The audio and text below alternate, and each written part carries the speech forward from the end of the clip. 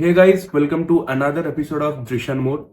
ছাওয়া সিনেমাটা recently release পেয়েছে, যেটা আমিও দেখেছি, রিভিউ করেছি। বাট তারপরে আমি দেখছি যে এই ফেসবুকে মানে সোশ্যাল মিডিয়াতে ছত্রপতি শিবাজি মহারাজ, ছত্রপতি সম্ভাজি মহারাজ, তাদের এবং তাদের হিস্ট্রি নিয়ে অনেকে অনেক রকম ভিডিওস বানাচ্ছে। এবার আমার একটা খুবই মানে ইন্টারেস্টিং ফ্যাক্ট আমার মাথায় এসছে, যেটা নিয়ে কেউ কথা বলছিল, সেটা হচ্ছে ছত্রপতি শিবাজি মহারাজের বংশ কি। কারণ দেখবেন যে ছত্রপতি শিবাজি মহারাজ কিন্তু প্রথম রাজা ছিলেন মারাঠা বংশের, এবং তিনি যখন তার রাজ তিলক করেছিলেন বা রাজ্যাভিষেক করেছিলেন, তখন মারাঠারাও কিন্তু তার এগেনস্টে ছিলেন। কারণ এটা তখন মান্যতা ছিল যে যিনি মহারাজ হবেন তাকে প্রথমত ক্ষত্রিয় হতে হবে, এবং তার সাথে সাথে তাকে জানেও মানে পৈতে ধারণ করতে হবে। এবার ওই টাইমে ছত্রপতি শিবাজি মহারাজের বংশ নিয়ে কিন্তু সবাই খুব একটা কিছু জানতো না। তো তখন তারাও এটা নিয়ে প্রশ্ন তুলেছেন যে এই মানুষটার বংশ কি। এবার হ্যাঁ, তিনি তার বংশ পরিচয় দিতে এবং প্রমাণ করতে সক্ষম হয়েছিলেন, কিন্তু এখনো পর্যন্ত তার বংশ নিয়ে কিন্তু খুব একটা বেশি কোনো মানুষ জানে না। তো এই ভিডিওতে আমি কথা বলবো যে ছত্রপতি শিবাজি মহারাজ কোন বংশের মানুষ ছিলেন, এবং তার সাথে মহারাণা প্রতাপ, হ্যাঁ মহারাণা প্রতাপের কি সম্পর্ক। তাহলে চলুন শুরু করি। তো ঘটনা জানতে হলে আমাদের যেতে হবে 728 খ্রিস্টাব্দে, যখন গুহিলা বংশের স্থাপনা হয়েছিল। 728 খ্রিস্টাব্দে মহারাওয়েল বাপ্পা রাওয়েল চিত্তরগড়ের দুর্গ স্থাপন করেন, এবং তিনি হন গুহিলা বংশের প্রথম রাজা বা রাওয়েল বাপ্পা রাওয়েল। এবং এই বাপ্পা রাওয়েলরা ছিলেন সূর্য বংশের।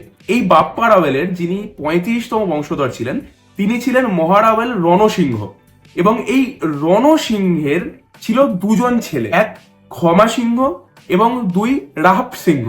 এবং ওই টাইমে গুহিলা বংশের যেটা নিয়ম ছিল যে যিনি রাজা হবেন একমাত্র তার কাছে থাকবে রাওয়েল ট্যাগলাইন, এবং যারা রাজা বাদ বাকি যে যারা হবেন একই বংশের তাদের কাছে থাকবে রানা ট্যাগলাইন।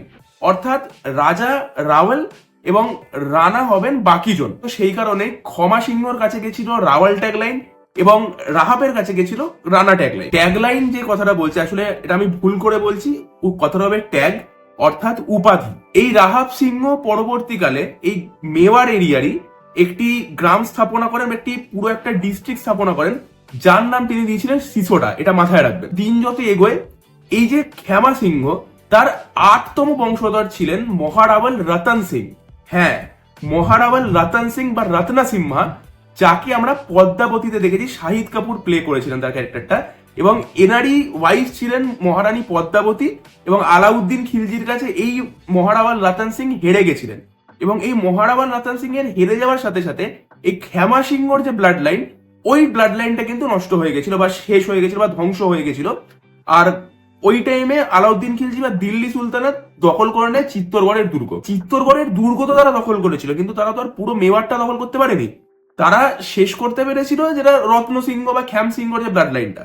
কিন্তু অপরদিকে যে রাহাব সিংহর যে ব্লাড লাইন, তারা তো এখনো বেঁচে ছিল, বা এই গুহিলাদের যে বাকি ব্লাড লাইন যেগুলো ছিল, যারা এই চিত্তর বাদ বাকি যে এই পুরো মেওয়ার এরিয়াটা সেখানে বিস্তৃত ছিল, তারা তো তখনও ছিল।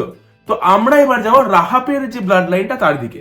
যখন চিত্তরগড়ের যুদ্ধ হচ্ছিল মহারাওয়াল রতন সিং এবং আলাউদ্দিন খিলজির মধ্যে, তখন মহারাওয়াল রতন সিংহ তার যে দূত ছিল গোরা সিং এবং বাদল সিং, যারা তার সেনাপতিও ছিল, তাদেরকে বলেছিল যে তার যত বন্ধু আছেন এবং মিত্র আছেন সবার কাছে মেসেজ পাঠাতে, যে তারা যেন তাকে আলাউদ্দিনের বিরুদ্ধে যুদ্ধে সহায়তা করে। এবার সিনেমাতে একটা জিনিস দেখিয়েছিল যে কেউ সহায়তা করতে আসেনি, বাট অ্যাকচুয়ালি প্রচুর মানুষের সহায়তা করতে এসেছিলেন, যাদের মধ্যে এই রাহাব সিং এর তৎকালীন বংশধর রানা লক্ষণ সিংহ ছিল। এবং ওই যুদ্ধে লক্ষণ সিং এবং তার 6 পুত্র মারা গেছিল। তার টোটাল 7 জন পুত্র ছিল, এবং তাদের মধ্যে তার 6 পুত্র মারা গেছিল, যাদের মধ্যে তার বড় পুত্রর নাম ছিল আরি সিং। এবং যুদ্ধ শেষ হয় এবং সেখানে তার ছোট ছেলে অজয় সিং বেঁচে থাকে, এবং তিনি আবার সিসোডা চলে যান, যে গ্রামের স্থাপনা রাহাব সিং করেছিলেন, তাদের নিজেদের গ্রাম, এবং সেখানকার তারা সামন্ত ছিল। অজয় সিং সেখানে গিয়ে রানা উপাধি নেন এবং সেই গ্রামের শাসনভার সামলাতে থাকেন। এবং অন্যদিকে জানা যায় এই আরি সিং মানে তার বড় ভাই, তিনি অলরেডি বিবাহ করেছিলেন এবং তার একজন ছেলেও ছিল। তার স্ত্রী এবং তারই ছেলে তারা অন্য গ্রামে থাকতেন, কারণ আরি সিং তার বাবাকে জানাতে পারেননি যে তিনি বিয়ে করেছিলেন, কারণ তার এই স্ত্রী অন্য জাতের ছিল। এবং অজয় সিং গ্রামে গিয়ে যখন রানা হন, তিনি তার বড় ভাই আরি সিং এর বিধবা স্ত্রী এবং ছেলে হামির সিংকে নিজেদের বাড়ি এবং গ্রামে নিয়ে আসেন, এটা বলে যে তোমাদেরও কিন্তু এই গ্রাম এবং এই বাড়িতে সমান অধিকার আছে। এবং যখন এই যুদ্ধটা হয়েছিল আলাউদ্দিন খিলজির এবং তিনি যখন এই চিত্তরগড়ের দুর্গ দখল করেছিলেন তখন হামির সিং এর বয়স ছিল 1 বছর। ওই টাইমটা ছিল 1303 খ্রিস্টাব্দ। এবং হামির সিং বড় হচ্ছিল এই সব গল্প শুনে। আসলে এই চিত্তরগড়ের দুর্গ তাদেরই, তাদের পরিবারেরই, এবং আলাউদ্দিন খিলজি বা বাইরের লোকেরা এসে তাদের এই দুর্গ দখল করে ফেলেছিলেন। তো তার মধ্যে তাদের এই দুর্গ পুনর্দখলের একটা চিন্তা এবং বাসনা কিন্তু ধীরে ধীরে বড় হচ্ছিল। হামির সিং এর টাইমে অজয় সিং এরও কিন্তু নিজের একজন ছেলে ছিলেন, যার নাম ছিল সজ্জন সিং। এই নামটাও মাথায় রাখবেন। তো হামির সিং 13 বছর কি 14 বছর বয়স হবে, তো ওই টাইমে শিশোটা গ্রামে একজন ডাকাতের খুব উপদ্রব ছিল। তার নামটা আমি ইতিমধ্যে ভুলে গেছি। তো এই ডাকাতকে পরাজিত করতে এবং মারতে অজয় সিং প্রথমে তার নিজের ছেলেকে পাঠায় একটি দলবল নিয়ে, যে যাও তোমরা তাকে হারিয়ে আসো, যাতে আমাদের এই সাধারণ মানুষকে এই ডাকাত আর প্রবলেম না করতে পারে। তো সজ্জন সিং সেখানে যায় এবং সে বেশ কিছু ওই ডাকাতের সৈন্যকে মারতে পেরেছিলেন, কিন্তু ডাকাতকে মারতে পারেনি। তো সে আবার শিশোদিঘাতে ফিরে আসে এবং ভাইয়ের এই পরাজয় দেখে হামির সিং তখন তার কাকাকে বলে যে আমি একবার যাই। তো তখন তার কাকা বলে যে কেন তুমি যাবে? ঠিক আছে চলো না, আমি গিয়ে দেখি না আমি কি করতে পারি। তো তখন হামির সিং ওই ডাকাতকে পরাজিত করতে যায় এবং ওই ডাকাতের মাথা কেটে নিয়ে আসে।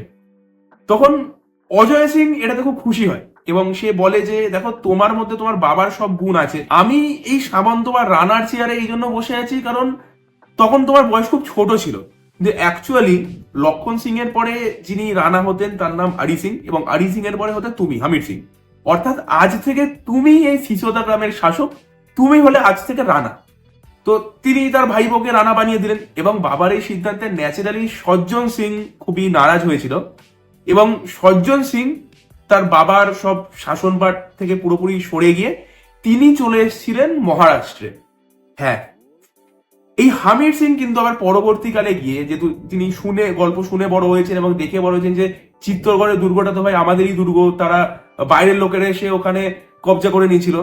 পরবর্তীকালে হামির সিং কিন্তু চিত্তরগড়ের দুর্গ পুনর্দখল করেন এবং মহারানা উপাধি নিয়ে আবার মেওয়ারে রাজত্ব করতে থাকেন। এবং পরবর্তীকালে এই হামির সিং এরই যে বংশ, মানে মহারানা বংশ বা সিসোডিয়া বংশ, ধীরে ধীরে এক্সপ্যান্ড করে এবং এই হামির সিং এরই আগে গিয়ে বংশধরন রানা কুম্ভা, তারপর রানা উদয় সিং, রানা সাংহা এবং হামির সিং এর 12তম বংশধর হচ্ছেন মহারানা প্রতাপ, যাদের পুরো নাম ছিল, মানে হামির সিং এর টাইম থেকে তাদের পুরো নাম ছিল মহারানা হামির সিং সিসোডিয়া।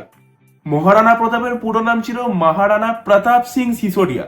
সিসোডিয়া অর্থাৎ তারা যেহেতু সিসোডা গ্রাম থেকে ছিলেন সেই জন্য তাদের নাম ছিল সিসোডিয়া। এবং এই যে সজ্জন সিং যিনি মহারাষ্ট্রে চলে এলেন, তার 19তম বংশধর ছিলেন ছত্রপতি শিবাজী মহারাজ। যে কারণে ছত্রপতি শিবাজী মহারাজ নিজেও বলেছিলেন যে আমরা সিসোডিয়া বংশের বংশধর। অর্থাৎ কি দাঁড়ালো, মহারানা প্রতাপ এবং ছত্রপতি শিবাজী মহারাজ আসলে খুড়তুতো বংশধর। তারা একই জায়গার, তারা নিজেরা হচ্ছেন সিসোডিয়া, একই ব্লাড লাইনের, খালি দুই ভাইয়ের দিক থেকে তারা যে চাচেরে ভাই বা যে খুড়তুতো ভাই তাদের বংশধর, তাদের রক্তে একই রক্ত, তারা দুজনেই রাজপুত। ছত্রপতি শিবাজী মহারাজও কিন্তু রাজপুত ডিরেক্টলি দেখতে গেলে। এই হলো আজকের ভিডিও।